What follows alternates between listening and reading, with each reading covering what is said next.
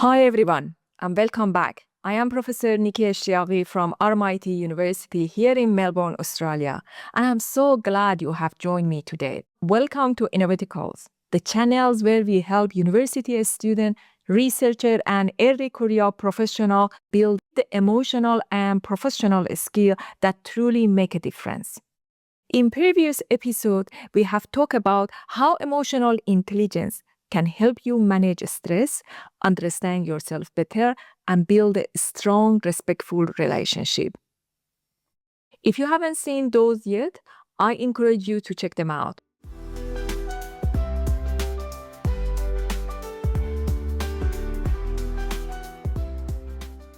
Today, we are diving into a skill that's not only practical, but absolutely vital in today's fast-paced, complex world: emotionally intelligent problem solving. Now, before we jump in, take a moment to subscribe if you haven't already.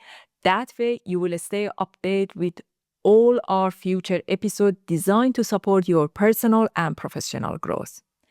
Let's get started. Here is the thing.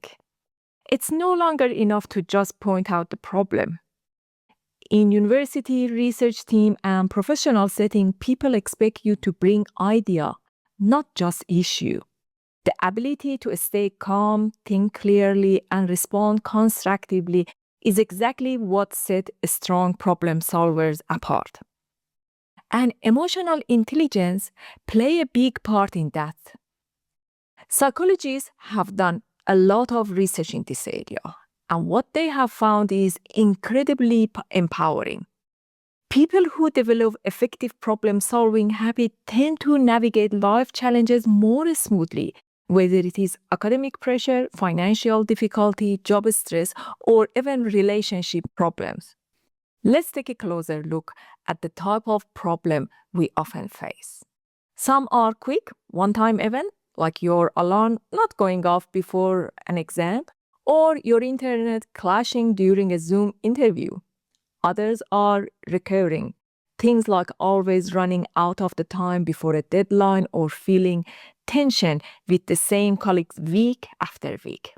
And then there are those deeper long-term challenges, burnout, uncertainty about the future, or feeling of isolation. We also deal with both technical and interpersonal problems, and often the two overlap. You might start with a software crash, but then you find yourself overwhelmed, frustrated, or even embraced. And that's when emotion can make or break how we respond. Let me give you a real-world example. Jessica is a postgraduate student working on a complex simulation for her thesis. She's spent weeks gathering experimental data, cleaning it up, and setting up the simulation software. It's a big moment. She finally hits the run. And just like that, her laptop shut down. No warning. The screen goes black. Everything stops. In that moment, Jessica feels her heart sink. All her effort, all those late nights. What if she lost everything? Now, technically, this is a hardware or software issue. But emotionally, it's a storm. She's panicking. Her thoughts are spiraling, and she starts to question whether she's even cut out for this kind of work. This is where emotional intelligence becomes a game changer. If Jessica lets panic take over, she might act too quickly, skip the key step, or shut down completely. But if she pauses, take a deep breath, and acknowledge what she is feeling, she creates a space to think. She remembers that she has a backup. She lets the laptop cool down, plugs it in again, and starts carefully.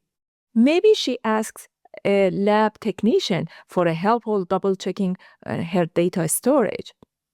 The real shift here is not just technical recovery, it's emotional regulation. Jessica moves from helplessness to problem solving because she's aware of her feeling and chooses how to respond. That's what emotionally intelligent problem solving look like in action. So, how do we build that ability in ourselves? Let me walk through a simple 6-step process that can help you face challenges with clarity and confidence. Step 1 is to define the problem clearly. What is actually happening? Try to describe it without exaggeration or panic.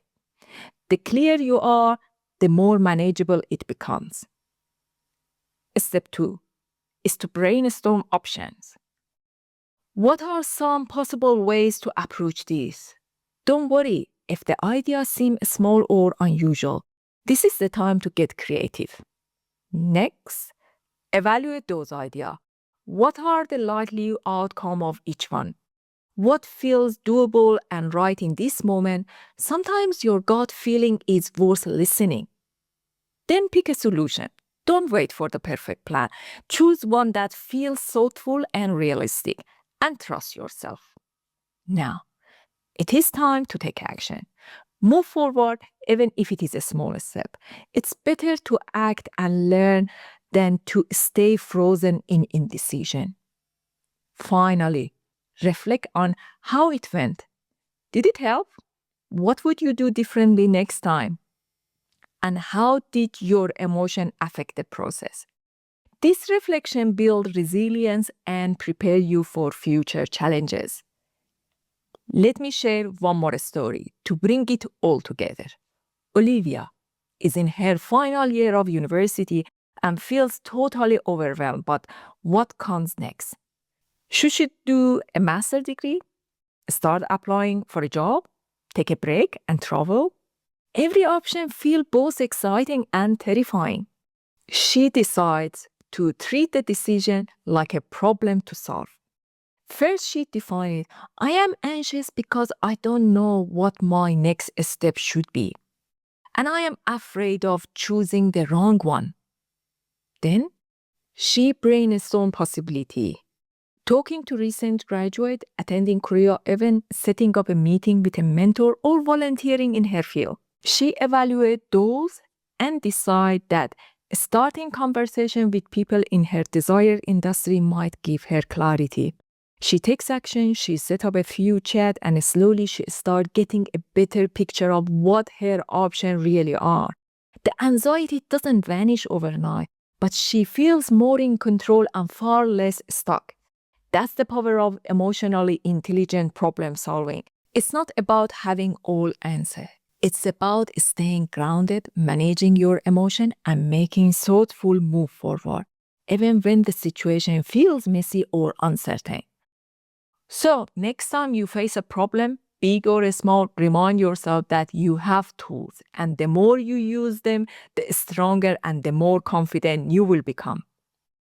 If this episode spoke to you, please subscribe so you don't miss the next one. And I would love to hear from you. What kinds of problems do you face most often? How do emotions play a role in how you handle them? Let's share our experience in comments and learn from each other. Thanks again for spending time with me today. I am Professor Nikesh Shiagi from MIT University in Melbourne, and I will see you in the next episode. Until then, take care, stay curious, and keep growing.